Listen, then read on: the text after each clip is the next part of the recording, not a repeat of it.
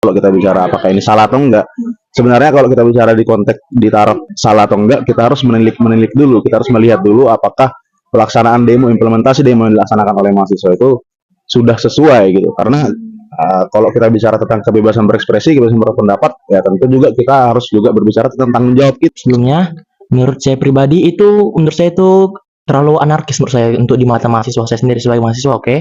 Karena kenapa? Karena seperti yang kita lihat di sosial media manapun, itu ada yang lempar batu, sampai ada yang berdarah-darah kepalanya kan. Karena itu kayak menimbulkan efek negatif juga terhadap pandangan masyarakat lain. Nah, jadi kalau solusi dari saya itu sendiri itu kayak gimana kita itu saling diskusi terbuka gitu bersama para parlemen yang ada di gedung DPR itu kan. Nah, kalau misalkan mau kita bicarakan masalah demonstrasi yang efektif itu sebenarnya nggak salah kita aksi turun ke jalan itu nggak masalah. Yang penting kita siapkan dulu bahannya. Makanya biasanya kalau kita ke aksi kan atau demo kita konsolidasi dulu.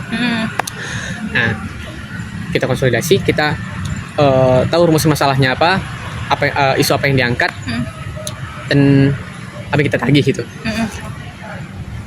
Kemudian itu harus kita pastikan kalau aksi itu nanti itu berjalan dengan sebagaimana mestinya, terstruktur. Kita tahu arahnya kemana.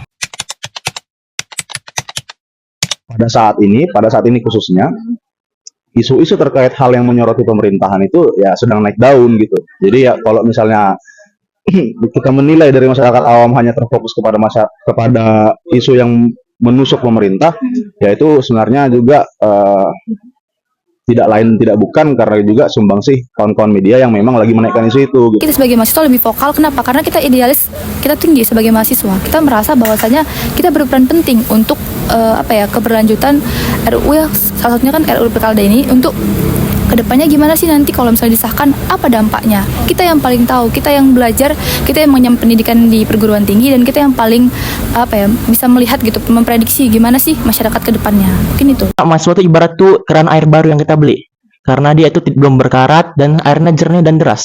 Itulah kenapa mahasiswa itu dia itu harus mengaspirasikan apapun yang ada di masyarakat sendiri.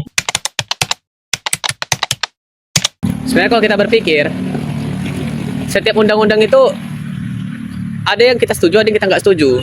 Jadi kalau abang pribadi pun sebenarnya ya bukannya setuju secara penuh juga, tapi memang bukan tidak setuju juga, tapi memang harus dipertimbangkan. Karena ini abang akan setuju ketika mayoritas masyarakat merasa sejahtera dengan adanya peraturan itu. Tapi ketika masyarakat mayoritas tidak sejahtera, ya kan, tidak setuju, tidak percaya, merasa nggak adil gitu, ya kita berhak mempertimbangkan. Nah, kita jangan langsung tidak setuju secara pribadi.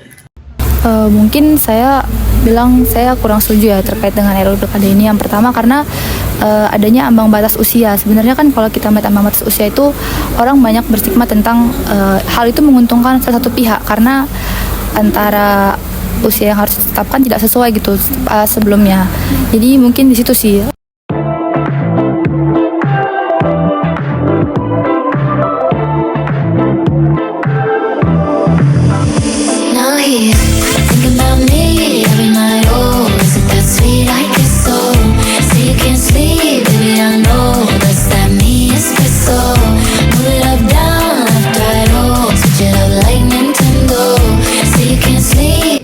Perkenalkan, nama aku Salsabila Salwana Spion.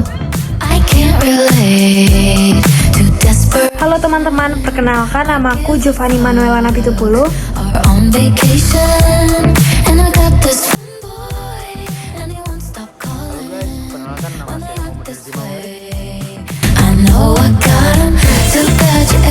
Halo, perkenalkan namaku Monica Alfiona.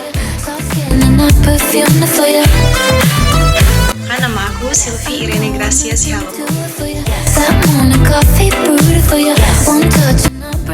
Halo semua, perkenalkan aku Tazkira Fathia Damani.